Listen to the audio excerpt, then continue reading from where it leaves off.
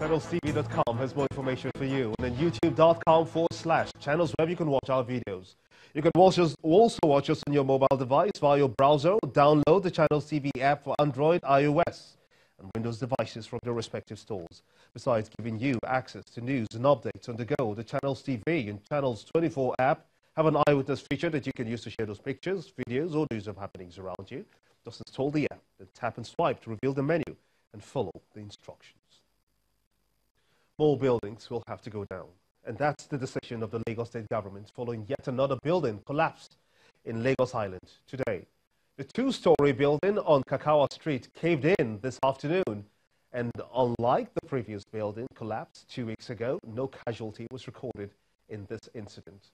The state government has marked out 80 structures that would have to go down, but now 149 weak structures across the state will be demolished. Our correspondent Loretta Chogo reports. It's barely 2 weeks after the collapse of a three-story building in Itafaji on Lagos Island, and another structure comes down.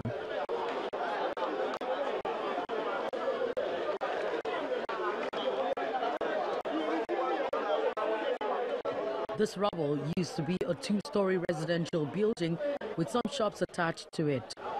It was among unfit buildings marked for demolition by the Lagos State government. No life has been confirmed trapped in the rubble, but a few injured.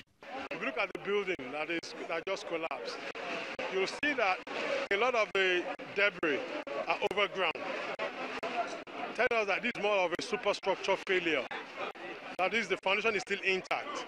If it was a foundation failure, the building would have caved in all over the state. We have 149 identified, and we're doing it in batches. So we're going to get to the entire 149. This man and some others escaped death by the whiskers. He tells us that all occupants of the apartment had exited after government's demolition order. 30 minutes to the incident, I'm just hearing some sound.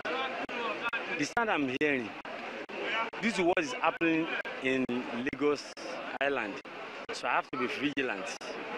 So the sound, I'm not comfortable with the sound. 3 times I heard the sound. It was the way sound. Boo, boo, boo, boo.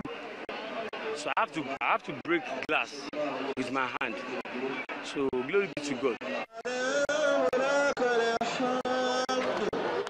He says his survival deserves a thanksgiving, even though he had lost valuables in the collapse.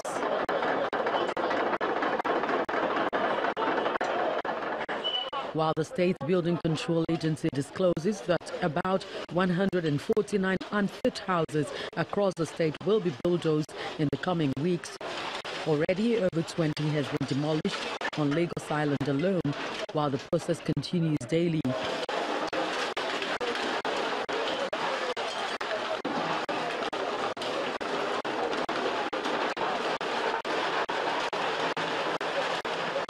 In all of these, no arrests have been made of persons responsible for the construction of unfit structures. Undoubtedly, an opportunity for more developers to erect structures without proper requirement. Loretta Chogo, Channels Television News.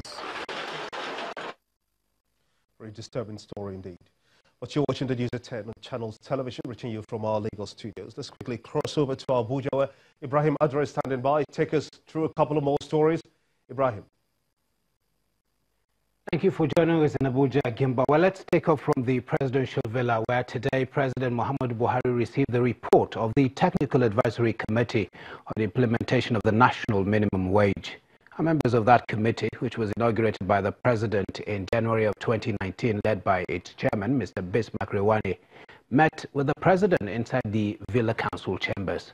Also at that meeting were the Vice President, Professor Emil Shibajo, the Secretary of the Government of the Federation, the Central Bank Governor, as well as Ministers of Finance, Budget and National Planning, amongst others. On receiving the report from the committee's chairman, President Buhari assured them that he would speedily review the report and may require further inputs of some members of that committee. I am very pleased that the committee took on this important national assignment with all seriousness.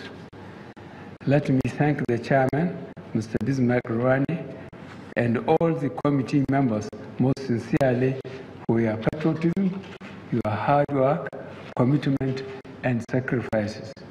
I understand that you have worked tirelessly to ensure that you deliver the report before we receive the minimum wage bill from the National Assembly. We will review this report expeditiously.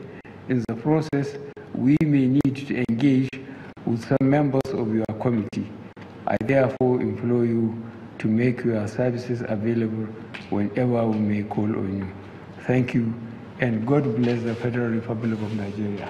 The trial of the embattled leader of the Islamic Movement of Nigeria, IMN, Sheikh Ibrahim El-Zakzaky, and his wife, Zinat, has been postponed indefinitely. The adjournment follows the appointment of the trial judge, Justice Gideon Kurada, as a member of the Election Petition Tribunal in Yobe State. Sheikh El-Zakzaky is facing trial over allegations of culpable homicide, unlawful assembly, and disruption of public peace, among other charges. He was denied bail by the Justice Kurada during the last sit-in on January the 22nd, 2019. Election petitions take precedence over all other matters before a judge. So he gave us the opportunity to discuss among ourselves, and we agreed that he gave us two options: whether to transfer the matter to the Honorable Chief Judge of the state for a reassignment to another judge, or whether we could still hold on for him to come back and take over the matter. So we all agreed, we discussed and agreed that my Lord should continue taking over the matter after he had concluded his sitting in Yobe State.